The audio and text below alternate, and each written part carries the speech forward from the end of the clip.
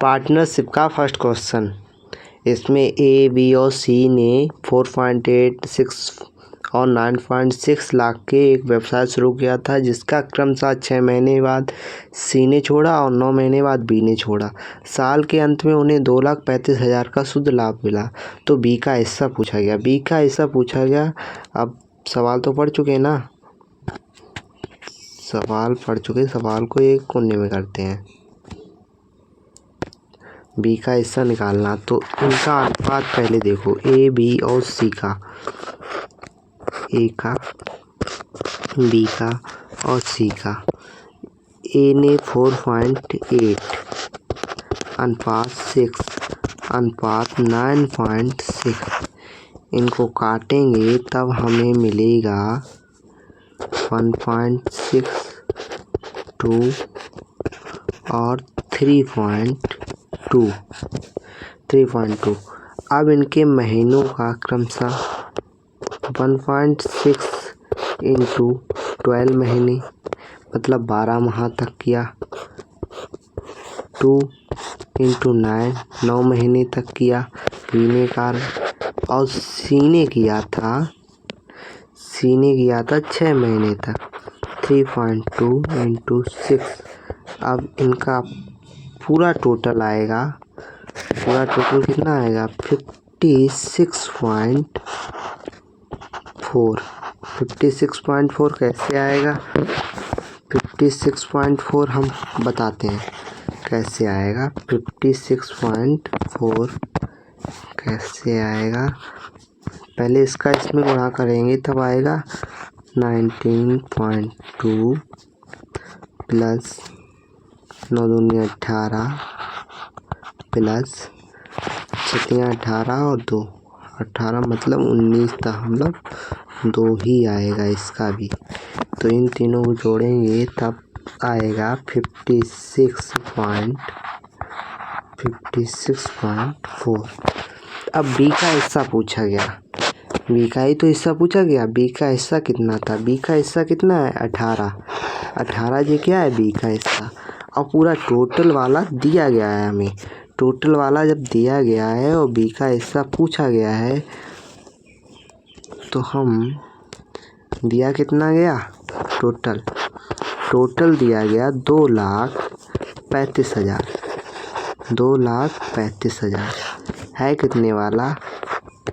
56.4 वाला। और पूछा क्या गया? 56.4 वाला। पूछा गया 18 वाला मतलब बी वाला। तो इसे कट करेंगे, पॉइंट हटाएंगे, 0 बढ़ेगा, इससे ये कट जाएगा और इससे ये कट जाएगा, तो आएगा मेरा 75,000। 75,000 इसका बी का मान आएगा। ये राइट आंसर होगा। इसमें ऑप्शन दिया गया, बी का हिस्सा क्या है? 75,000। B is the right answer. अब दूसरा सवाल देखते हैं इसी प्रकार का। सेकंड सवाल, इसमें दिया गया है ए, बी और सी।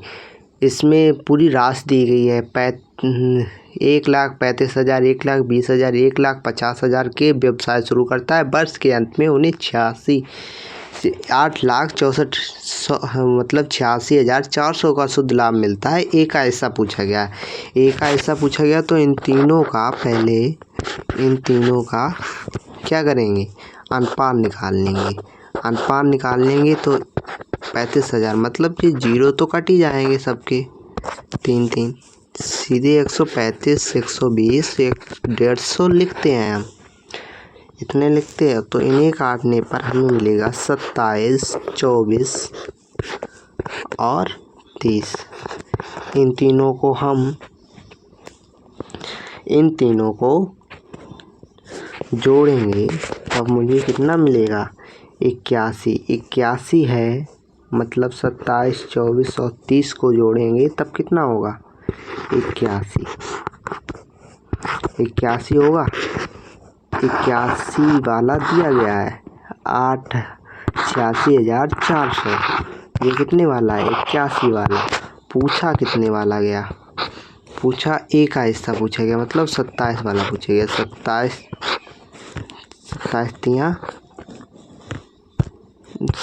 तियाँ 81 और 3 से कटेगा, 3 दूनी 6, 3 15 नहीं, 3 दूनी 6, 23 24 जी रहेगा। इसका राइट ऑप्शन होगा 28,800। 28,800 मतलब बी ऑप्शन। बी ऑप्शन इसका राइट आंसर होगा। अब देखते हैं तीसरे सवाल को, इसी टाइप का। तीसरा सवाल क्या बोल रहा है? ए 25 लाख रुपए का निवेश करके टैक्सी सर्विस शुरू करता है। 3 महीने बाद बी उसी टैक्सी सर्विस को 40 लाख रुपए में निवेश करके जुटाता है। बी के बिजनेस जुटाने के बाद 4 महीने बाद सी भी आता है और 50 लाख जोड़ता है। ए का बिजनेस प्रारंभ करने के 1 वर्ष बाद उसे 2,73,000 का लाभ प्राप्त हुआ। लाभ में सी का हिस्सा पूछा गया। लाभ में किसका हिस्सा पूछा गया? सी का हिस्सा पूछा गया। तो हम इनका अनुपात देखते हैं। अनुपात शुरू करते हैं। ए बी और सी। ए का था 25 लाख, बी का था 40 और सी का था 50। ए ने किया पूरी साल, मतलब 12 महीने तक 12, और बी ने किया 3 महीने बाद, मतलब 12 से 3 कम कितने होंगे? 9।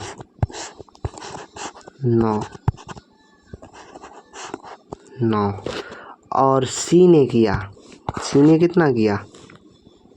सी ने बी से भी 4 महीने बाद, मतलब 7 महीने कट के अब सी का हिस्सा कितना आया? 5 माह तक सी ने किया। तब इनका अनुपात हो जाएगा, इनका अनुपात क्या होगा? इनका अनुपात हो जाएगा, काटेंगे हम जब ये तीनों चीज़ें, तब मिलेगा हमें 30:36 अनुपात 25। 30, 36, 25 मिलेगा। 30, 36, 25 को जब हम जोड़ेंगे ये 91 के बराबर होगा। 91 होगा। 91 वाला दिया गया है 2,73,000। कितने वाला है? 91 वाला है। पूछा क्या गया? सी का हिस्सा पूछा गया। सी का हिस्सा कितना है? 25 वाला। तो 91 से कट जाएगा। 91 तियाँ और 25 तियाँ 75। इसका भी आंसर 75,000 आएगा। इसका आंसर कितना आएगा? 75,000।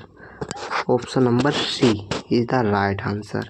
अब देखते हैं फोर्थ क्वेश्चन, इसी से जुड़ा है। JCL मेंस मतलब 2018 का प्रीवियस क्वेश्चन है, बिल्कुल बेस्ट क्वेश्चन।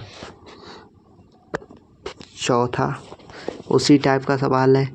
ए बी और सी रेस्टोरेंट शुरू करने के लिए निवेश करते हैं। कुल निवेश 3 लाख रुपए था। बी ने ए की तुलना में 50,000 रुपये अधिक निवेश किया। सी ने बी की तुलना में 25,000 रुपये का कम निवेश किया। साल के अंत में अर्जित लाभ 14,400 रुपये था। तो उस लाभ का सी का हिस्सा ज्ञात करो। सी का हिस्सा पूछा गया। ये सवाल अलग, इसका तरीका ही बदल गया। तरीका बदल गया तो हम पहले शुरुआत करते हैं। तरीका बदल गया तो क्या हुआ? कुल निवेश, इनका कुल निवेश कितना रहा? इनका कुल निवेश 3 लाख रुपए रहा। 3 लाख रहा। और ए का तो पता नहीं क्या उसने निवेश किया। जब पता नहीं होता उसे मान लेते हैं, एक्स मान लिया। बी का पता है, ए से 50,000 रुपये अधिक दिया उसने, 50,000 रुपये अधिक। सी ने बी से भी 25,000 कम दिया। 25,000 कम दिया तो 50,000 से 25,000 घटाओगे 25,000 ही बचेगा। 25,000 कम दिया तो एक्स प्लस 25,000। ए से तो 25,000 ज़्यादा दिया। अब इन तीनों को प्लस करते हैं। इन तीनों की कुल राशि कितनी है? 3 लाख रुपए। 3 लाख है इन तीनों की राशि, तो इन्हें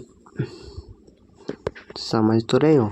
3 लाख है तो इन्हें जोड़ते हैं, पहले जोड़ेंगे तब कितना आएगा, मतलब x plus 50,000 plus x plus 25,000 equal to कितने है, 3 लाख के बराबर है। 3 लाख मतलब 5 जीरो लगेंगे ना, 3 लाख के बराबर मतलब 3x प्लस 75,000 बराबर 3 लाख। 3 लाख ही लिखा है वो, तो x इक्वल टू 3 लाख से 75,000 जब हट जाएंगे तो आएगा 2,25,000 अपान 3। 3 से काटेंगे तब x का मान आ जाएगा 75,000। जब x 75,000 होगा तो ये 75,000 से ज़्यादा होगा, ये कितना होगा, ये 1,25,000 हो जाएगा, 1,25,000। और c कितना हो जाएगा, c हो जाएगा 1 लाख। c कितना हो जाएगा, 1 लाख। 1 लाख c हो जाएगा, समझ रहे हैं ना, 1 लाख हो जाएगा c।